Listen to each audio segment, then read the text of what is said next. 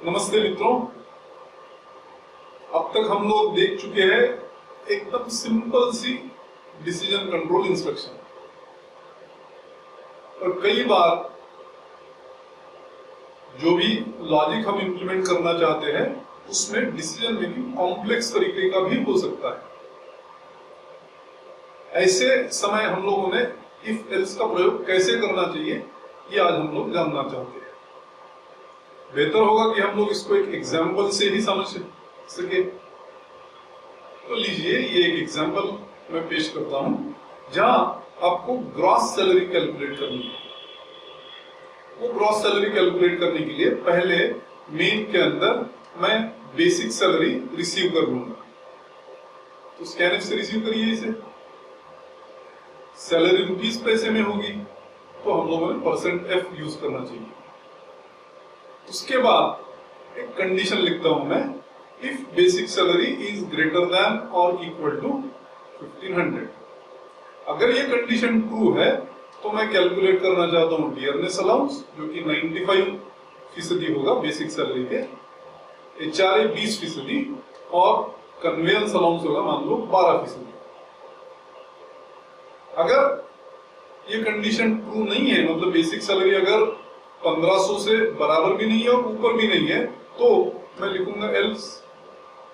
और एल्स में क्या करूंगा, और परसेंटेजेस यूज करूंगा। मान लो 92% या 15% और कन्वेयंस अलाउंस सीधा सीधा 200 रुपया। और फिर मैं कैलकुलेट करता हूं ग्रॉस सैलरी, जो कि होगी बेसिक सैलरी प्लस ये सारे allowances, house rent allowance, dearness allowance और कन्वेयंस अलाउंस। उसको जोड़ दूंगा बेसिक सैलरी से, रिजल्ट स्टोर करूंगा ग्रॉस सैलरी में और फिर प्रिंट कर दूंगा इसे। अब ये सारे जो वेरिएबल्स हैं मुझे डिफाइन करने होंगे, इसलिए मैं ऊपर लिखूंगा float, BS, HRA, CA, DA and GS।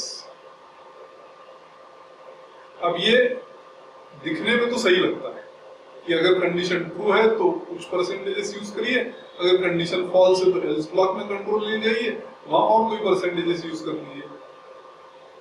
जो भी वैल्यूज निकलेगी HRA, DA, CA की, वो ग्रॉस सैलरी में कैलकुलेट करके BS को जोड़ के रख दीजिए।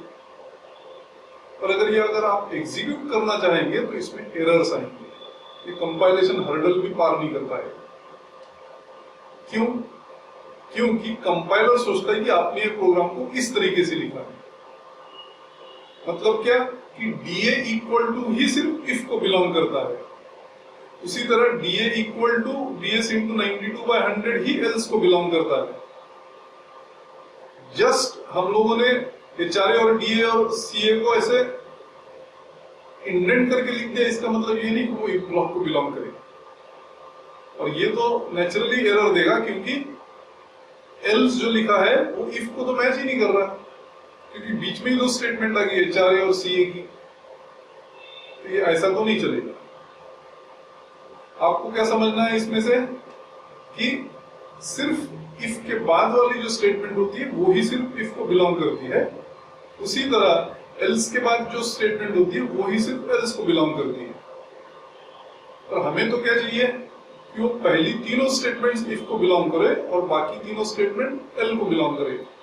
अगर ये आपको करना है तो आपको इसके लिए कुछ एफर्ट लेना होगा। डिफॉल्ट स्कोप इफ और एल्स का क्या है, सिर्फ नेक्स्ट स्टेटमेंट।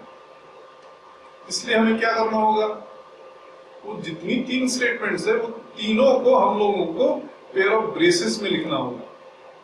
उसी प्रकार एल्स में जो 3 स्टेटमेंट्स है उन्हें भी हमें पेयर ऑफ ब्रेसेस में लिखना होगा। जब भी आप पेयर ऑफ ब्रेसेस में स्टेटमेंट्स लिखते हो उसे कहते हैं ब्लॉक। तो if BS greater than equal to 1500 ये अगर ट्रू हुआ तो एक ब्लॉक ऑफ स्टेटमेंट एग्जीक्यूट होगा, अदरवाइज मतलब एल्स दूसरा ब्लॉक ऑफ स्टेटमेंट्स एग्जीक्यूट होगा। तो पेयर ऑफ ब्रेसेस और उसके अंदर की स्टेटमेंट से पूरे को कहते हैं इफ ब्लॉक। कंडीशन ट्रू है तो इफ ब्लॉक एग्जीक्यूट करिए, कंडीशन फॉल्स है तो एल्स ब्लॉक एग्जीक्यूट करिए। अब मैंने यहाँ DA, HRA और CA तीनों एक लाइन में लिख दिए, तो क्या मैं ब्रेसेस हटा सकता हूं? बिल्कुल नहीं। क्यों? क्योंकि किस प्रकार से हम लोग टाइप करते हैं वो थोड़ी ना एग्जीक्यूशन डिफाइन करता है। एग्जीक्यूशन तो डिसाइड होता है इफ और एल्स का स्कोप क्या है इससे। और हमें पता है कि इफ का स्कोप है सिर्फ नेक्स्ट स्टेटमेंट, एल्स का स्कोप है सिर्फ नेक्स्ट स्टेटमेंट। मतलब हम लोगों ने एक भी लाइन में लिख दिया तो पहली ही स्टेटमेंट इफ को बिलोंग करेगी। वैसे एल्स ब्लॉक में तीनों स्टेटमेंट्स एक लाइन में लिख दिया तो पहली ही स्टेटमेंट एल्स ब्लॉक को बिलोंग करेगी, जो हमें नहीं चाहिए। इसलिए हमको पेयर ऑफ ब्रेसेस का प्रयोग यहाँ लाजमी है। अब इससे क्या होता है कि हमें एक और फॉर्म मिल जाता है इफ एल्स का, जिसमें इफ ब्लॉक में मल्टीपल स्टेटमेंट्स है, एल्स में भी मल्टीपल स्टेटमेंट्स है।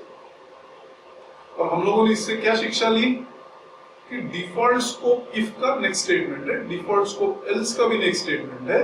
और अगर हमें ये ऐसा नहीं चाहिए, अगर हमें इसे ओवरराइड करना है तो क्या करना होगा, पेयर ऑफ ब्रेसेस का प्रयोग करना होगा, जिससे मल्टीपल स्टेटमेंट्स आप इफ ब्लॉक को बिलोंग करा सके और मल्टीपल स्टेटमेंट्स एल्स ब्लॉक को बिलोंग करा सके।